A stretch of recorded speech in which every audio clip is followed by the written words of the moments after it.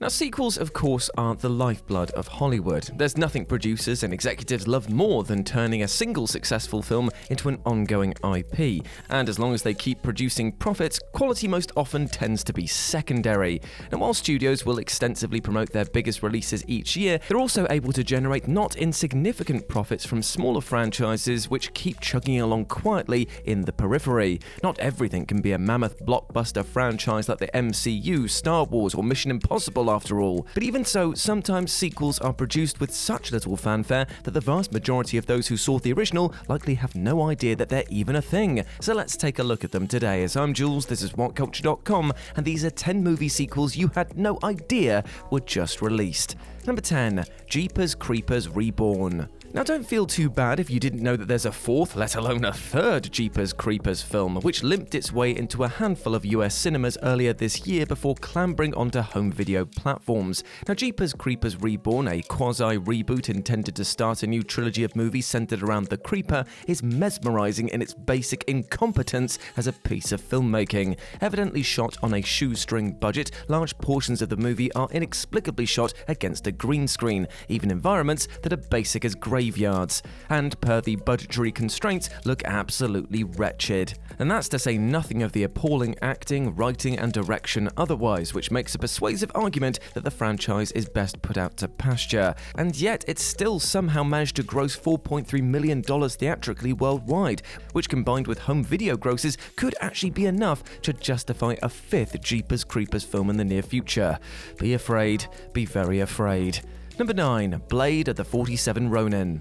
2013's Keanu Reeves starring samurai actioner 47 Ronin is one of the most infamous box office bombs of the last decade, if not ever. Universal hilariously gave a first-time filmmaker $225 million to produce the film, which flopped critically and commercially, effectively ending Carl Rinch's directing career before it even got started. That is until Universal recently announced a belated sequel, Blade of the 47 Ronin, set 300 years after the original film with an entirely new cast, and unexpectedly was co-written by former WWE star AJ Mendez. The movie was published under the studio's Universal 1440 Entertainment label, which is typically reserved for junky direct-to-video sequels and spin-offs that nobody asked for. Ultimately, few critics have even bothered to review the film, which has been dismissed as a relatively harmless yet utterly forgettable slice of martial arts slop, a hapless attempt to revive a franchise that was on life support the second it started. Number 8. The Next 365 Days. 365 Days, the Polish erotic thriller adapted from the novel of the same name, hit Netflix in 2020 and was a major hit on the platform in terms of viewing figures, no matter that critics just panned it for its problematic depiction of a coercive relationship, which in turn earned it a rare 0% on Rotten Tomatoes. Now, due to its popularity, critics be damned, an adaptation of the second novel 365 Days This Day was released this past April, which also netted universal critical disdain. Even so, it was another ratings hit for the streamer, and so most of the air quotes fans surely expected to wait another year or two for the inevitable conclusion to the trilogy, right? Well, except Netflix had quietly filmed the second and third movies back to back in the summer of 2021, and so released the threequel, The Next 365 Days, this past August, which pulled off the three-peat with another 0% on the tomato meter. And yet, per Netflix's traditional tendency to not massively promote their own releases, its first week streaming numbers were barely half of the previous film, seemingly indicating declining interest in the series. Number 7. Bring It On, Cheer or Die. Believe it or not, there are 7 Bring It On movies, with the recently released Bring It On, Cheer or Die marking an extremely bizarre and totally unexpected pivot into slasher film territory. Produced for the Sci-Fi Channel, this is an almost laudably left-field entry into a franchise that's been spinning its wheels for close to 20 years, yet it also can't be called a good film in any respect whatsoever. Though a campy horror-themed retooling of the franchise, which focused on cheerleaders turning on one another, could have been fun, Cheer or Die lacks the charm, subversive quality, or even basic production values that might make it a worthwhile sit. Bafflingly produced as a bloodless PG-13 despite airing on TV, this is a bargain basement exercise in brand extension sure to satisfy no one, neither the fans of the previous films nor those who love schlocky horror movies. Number 6. Confess, Fletch. 1985's Fletch, adapted from Gregory MacDonald's popular Fletch novel, starred Chevy Chase as the titular Los Angeles Times reporter who gets ensnared in a real life-threatening mystery. Fletch was a critical and commercial hit, leading to 1989's Fletch Lives, which, while broadly successful at the box office, grossed considerably less than its predecessor amidst wildly mixed reviews. Numerous attempts have been made over the years to produce a third Fletch film, some starring Chase, others not, and earlier this year we were finally gifted a threequel, Confess, Fletch. John Hamm took over the mantle this time, but with him being just a few years older than Chase when he filmed Fletch Lives, it feels less like a reboot than a spiritual continuation in the vein of the James Bond franchise, with a new actor simply taking over the reins. Unlike most of the films on this list though, Confess, Fletch is actually a lot of fun and was widely praised by critics, yet you barely know it given that Paramount sent the $20 million comedy out to die with only the most minimal marketing. With its atrocious box office performance, even accepting a day-and-date VOD release in the US, it sadly looks like the Fletch franchise is about to take another extended sabbatical for the foreseeable future. Number 5. The Reef, Stalked. 2010's The Reef certainly didn't set the box office alight, but the low-budget shark thriller received broadly positive reviews upon release and apparently performed well enough on home video to justify a second go-around. 12 years later, the original writer-director returned to helm The Reef, Stalked, a spiritual sequel which focused on an entirely new cast of characters being terrorized by a great white shark. Now, shark movies have been consistent money spinners for Hollywood, and in the very least, the director was offering up some not bad stabs at the subgenre with limited resources.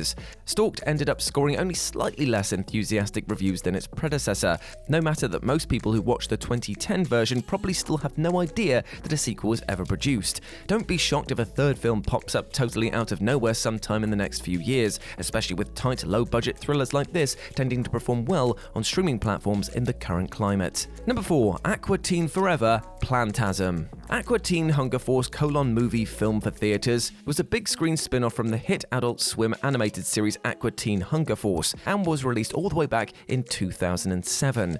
Now, it's not unfair to say that the film is best remembered for its iconic, insane introductory PSA about cinema etiquette, but it did nevertheless gross $5.5 million against a mere $750,000 budget. Not a bad return on investment at all. Though the franchise creators have been attempting to get a sequel made ever since the original turned a tidy profit, they faced continual production stalling hurdles, namely Adult Swim's apparent refusal to stump up the necessary funds. Well, it finally happened, and mere weeks ago, AQUA Teen Forever PLANTASM was released direct to home video, foregoing a theatrical release entirely.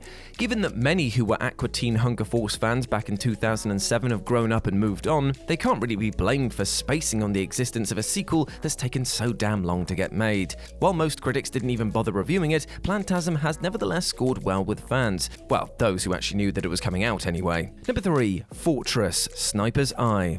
To be completely fair, you may not well be aware that there's a first Fortress, let alone a second, and no, we're not talking about the 1993 Christopher Lambert sci-fi dud Fortress, which already had its own sequel, but last year's Bruce Willis starring actioner. Now, while certainly not panned as harshly as many of Willis's recent VOD thrillers, rocking a cool 20% on the tomato meter, Fortress is nevertheless more bottom-of-the-barrel genre trash, illuminated only by Chad Michael Murray's amusingly campy villainous performance. But as it turns out, Fortress was actually shot back-to-back with a sequel, Fortress Sniper's Eye, released this past April. Ultimately, it's a lesser film in every respect, with Willis's unfortunate medical issues meaning that he spends most of the time sitting down and not doing much. Given that it's basically the same movie as the first, you couldn't be blamed for seeing the cover art and assuming that it was the same movie with a new subtitle slapped on for branding purposes. Initially, a third Fortress film was also in the works, but due to Willis's recent retirement from acting, plans were ultimately canned.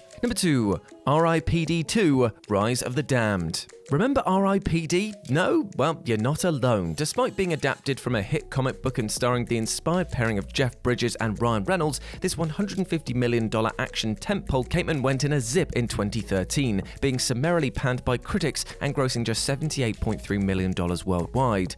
Even with the film being a vague, cloudy memory at best for those who watched it upon release, Universal has nevertheless pushed forward with a sequel that nobody asked for, released under their aforementioned dumping ground label Universal 1440 Entertainment. And so we come to R.I.P.D 2 Rise of the Damned, which despite its numbered title is technically a prequel set in 1876 with Burn Notice star Jeffrey Donovan playing a younger iteration of Bridges' grizzled gunslinger Roy.